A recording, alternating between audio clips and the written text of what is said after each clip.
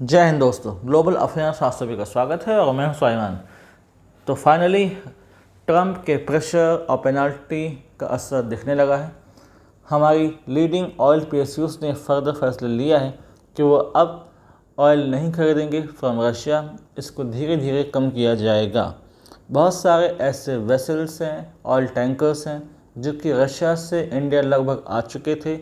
वो close two port थे और वहाँ पर उन्हें रुकना पड़ा। उन्हें पोर्ट में एंट्री नहीं दी गई है, यानी कि बहुत सारे टैंकर्स, ऑयल टैंकर्स अभी भी पोर्ट के बाहर रुके हुए हैं और वेट कर रहे हैं कि कब उन्हें क्लियरेंस मिलेगा। आप सभी को पता है कि ट्रंप ने टैक्स इसलिए लगाया क्योंकि रशिया से हम बहुत ज़्यादा ऑयल खरीदते हैं और हमारा बायलैटरल ट्रेड भी अच्छा खासा है।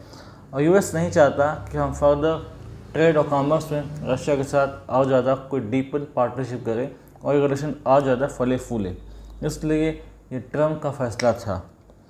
दरअसल ऑयल परचेस करने के दो रास्ते होते हैं। एक होता है वन स्टॉप मार्केट और एक होता है कोई long term oil purchase contract. अगर हम long term oil purchase contract करते हैं तो हम 5 से 10 साल का कोई कॉन्ट्रैक्ट करते हैं जिसमें पहले से ही जो क्वांटिटी ऑफ ऑयल है वो डिसाइडेड होती है। कोई यदि प्रीडिटरमाइंड प्राइस है ऑयल का वो डिटरमाइंड होता है, यानी कि अगर डिसाइड हो गया कि $80 पर बैरल होगा ऑयल का प्राइस तो वो इतना ही रहता है। फिर चाहे 80 से वो 85 हो जाए या 80 से 75 हो जाए, रेट वैसा का वैसे रहता है। ये एक प्रकार का तरीका है। इसके अलावा एक और तरीका होता है जिसमें हम खरीदते हैं करंट प्राइस का। यदि अभी ब्रेंट क्रूज या किसी दूसरे ऑयल प्राइस का कीमत लगभग $100 बिलियन है तो इसी रेट पर ख़रीदा जाएगा और ख़रीदा जाता है।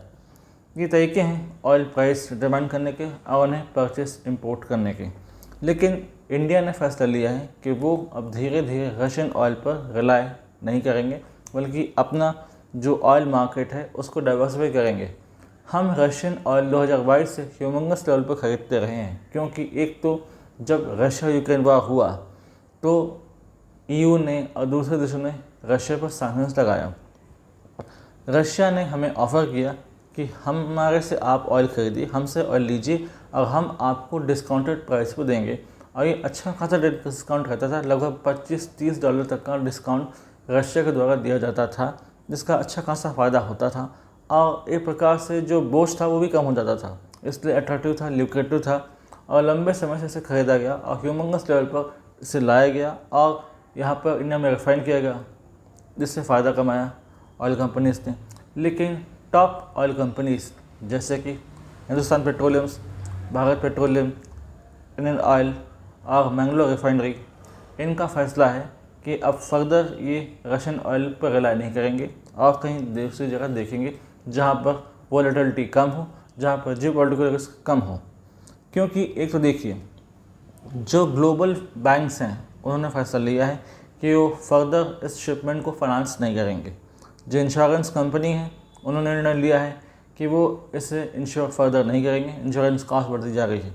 तीसरा ये कि पेमेंट का जो तरीका है वो रुपी डोमिनेटेड है या फिर युआन डोमिनेटेड है, तो इसमें दिक्कतें आती हैं, कॉम्प्लेक्सिटीज आने लगी हैं, ये भी कारण है।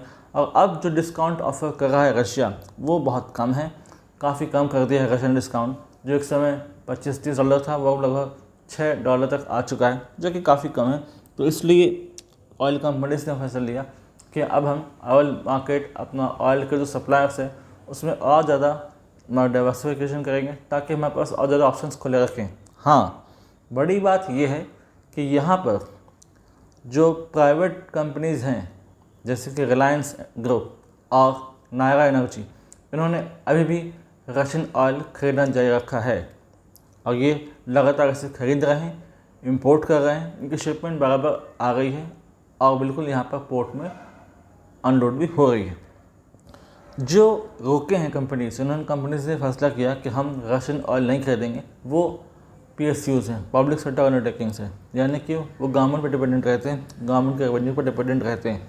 लेकिन ये प्राइवेट कंपनीज हैं, ये अपने प्राइवेट प्रॉफिट को देखते हैं और यहाँ तक कि रशियन ऑयल के रिफाइन करके वो फर्दर से बेचते हैं और फ़ायदा कमाते हैं। इसलिए नायरा हो या फिर रिलायंस एनर्जी हो, उससे असर नहीं पड़ा। इवन आपको पता होगा कि नायरा एनर्जी पर ही सैंक्शन लगाया था ईयू ने, जिसके बाद बहुत ज़्यादा बैकलैश इसने झेला, जिसकी आलोचना रशिया ने की और इंडिया ने भी की थी। तो अब बदलाव आना शुरू हो गया है और आने वाले समय में शायद और ट्रेड हों उस पर ध्यान दिया जाए, क्योंकि यहाँ पर कम से कम इतना तय हो गया है कि जितना हम खुद को डिकपल करते हैं रशिया से, शायद हम उतने ही पेनल्टी से बच जाएंगे, उतना ज़्यादा हम बच सकते हैं। लेकिन ट्रम्प तो ट्रम्प है, ये पर्सन व्हिम्सिकल है और अपने किसी फैसले के लिए जाना जाता है। आज यदि ये टैरिफ लगा रहे हैं 25% का, तो कल को इसे विड्रॉ भी कर सकते हैं। बहुत ज़्यादा हम इन पर रिलाई नहीं कर सकते, बहुत ज़्यादा इन पर ट्रस्ट नहीं कर सकते। ये कब उलट जाए कब पलट जाए कोई भरोसा नहीं। इंडियन ऑयल कंपनी से फैसला किया है कि वो गल्फ से, ओमान से, अफ्रीकन कंट्रीज़ से, लैटिन अमेरिका से और इवन यूएसए से एक्वायर करेंगे ऑयल। लेकिन वही है कि सोच समझ के एक्वायर करना होगा, जहाँ पर जियोपॉलिटिकल रिस्क सबसे कम हो, जहाँ पर वोलेटिलिटी सबसे कम हो, ताकि आसानी से ऑयल शिपमेंट्स आएँ और इन्हें हम यूज़ कर सकें इन इंडिया। पीयूष गोयल हमारे ट्रेड एंड कॉमर्स मिनिस्टर, इन्होंने साफ कहा था कि ऑयल प्राइसेस के लिए हम कॉम्प्रोमाइज़ नहीं करेंगे और इंडिया के लिए energy security top most priority है। ये बात सही भी है कि एक पर्टिकुलर देश के आगे झुकना सही नहीं है, लेकिन फिर भी एक कोशिश की गई है। लेकिन इसका मतलब ये नहीं कि रशिया से हम बिल्कुल ही ट्रेड एंड कॉमर्स को कम कर देंगे, बंद कर देंगे। कोशिश की जा रही है एक हम बैलेंस करें, मैन्यूवरिंग है ये, balancing between USA and Russia. लेकिन इसका तरीका अभी बदला है, ये बदलाव देखा जा रहा है। ये यूएसए इस हिसाब वाला एरा नहीं है, यहाँ पर बदलाव इस हिसाब से किया जा रहा है ताकि ना रशिया को बुरा लगे, ना ही हम यूएस के सैंक्शंस के अंडर आएँ, ताकि हमें फर्दर कोई नुकसान झेलना पड़े। तो कम से कम हाल फिलहाल का इतना तय है कि ये टैंकर्स अभी लगता है खड़े रहेंगे, लेकिन जब तक ये खड़े रहेंगे इनके चार्जेस बढ़ेंगे, रशिया से ट्रेड इफेक्ट होगा और काफ़ी नुकसान हो सकता है इन ऑयल टैंकर्स को। तो देखते हैं इन ऑयल टैंकर्स का भविष्य क्या होता है, एंड वी होप कि कुछ बेटर ही हो, ताकि आने वाले समय में जो trade and commerce with Russia है वो स्मूथली चल सके। और जहाँ तक डोनाल्ड ट्रम्प की बात है, तो एक प्रेगमेटिक अप्रोच ले सकें, एक बॉर्डर मैनर में सोच सकें कि अगर रशिया यूक्रेन के वार को रोकने का ये तरीका है, तो फिर नेगोशिएशन ट्रेड को रोकने के बजाय बेहतर होगा ज़ेलेंस्की को समझाएं और उनसे कहें कि आप वार रोकें, सीज़ फायर के लिए एग्री हों, ताकि यूक्रेन रशिया का वार रुक जाए और जो पर्पस था पेनल्टी लगाने का वो भी सर्व हो जाए, उसकी भी ज़रूरत ना पड़े। तो कोई फर्दर अपडेट होती है तो मैं आप लोगों को अपडेट करता रहूँगा, ताकि आप लोग इस बारे में और ज़्यादा अपडेटेड होते रहें और अपनी नॉलेज को एनहांस करते रहें। हमारे चैनल को सब्सक्राइब कीजिए, इस वीडियो को लाइक कीजिए, हमारे चैनल को सब्सक्राइब कीजिए, बेल आइकन प्रेस कीजिए, वाइडली स्प्रेड कीजिए इस वीडियो को, ताकि लोग इस बारे में जान पाए, समझ सकें आखिर क्या चल रहा है और कब तक ये वियर्ड बिहेवियर ऑफ ट्रम्प हमें देखने को मिलेगा और कब उन्हें समझ में आएगा कि प्रैग्मेटिक अप्रोच से ही डिप्लोमेसी चल सकती है, इसके अलावा नहीं। Thanks for watching, do like, share, subscribe the video and widely spread this video for the knowledge of people. अगर आप हमसे जुड़ना चाहते हैं तो आप इंस्टाग्राम, टेलीग्राम के थ्रू जुड़ सकते हैं, इसका लिंक डिस्क्रिप्शन में है, आप जाइए इसे ज्वाइन कीजिए। थैंक्स फॉर वॉचिंग, जय हिंद, जय भारत।